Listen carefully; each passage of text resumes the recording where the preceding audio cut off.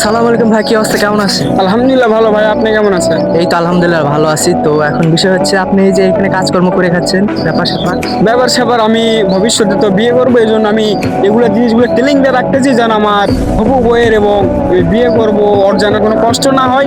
কারণ আমি একটা কথা জানি, কাজ কাম করলে বলে মনে হয় কোনো সংসারের অভাব থাকে না। আমি এগুলো মানে চাচ্ছি না যেন আমার সংসারে কোনো অভাব না থাকে। এই জন্য দেখেন আমি এগুলো সব কলম মেকায় ভাড়া দিয়েছি।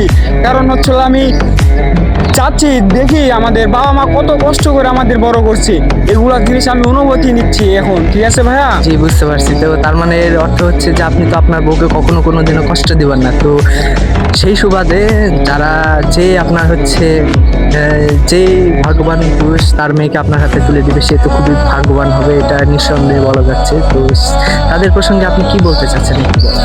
তো আমি আর কি বলবো, যেহেতু আপনি আমাকে জিজ্ঞেস করছেন, আমি এতটুকুই বলবো যে আমাকে তার মেয়ে আমার হাতে তুলে দেবে। আলহামদুলিল্লাহ, সে যে তুলে দিবে তার মেয়ে অনেক সুখী থাকবে। আমি চেষ্টা করবো আমার মুহূর্ত দিয়ে আমি তাকে সুখী রাখার জন্য। যেহেতু ওর মেয়ে আমাকে দিয়েছে, মানে একবারে আমাকে দিয়ে দিবে, তো এর জন্য আমি আমার সামর্থ্য অনুযায়ী আমি চেষ্টা করতে থাকবো। আমার যত কষ্ট হোক, কিন্তু আমি আমার স্ত্রী হবে তাকে আমি কোনোদিন কষ্ট দেবো না।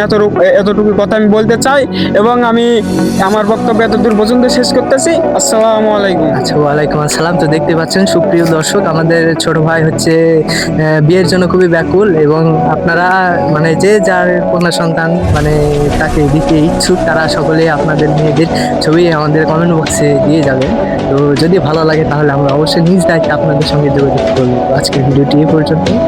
সবাই ভালো থাকবেন, সুস্থ থাকবেন, আল্লাহ হাফেজ, আসসালাম।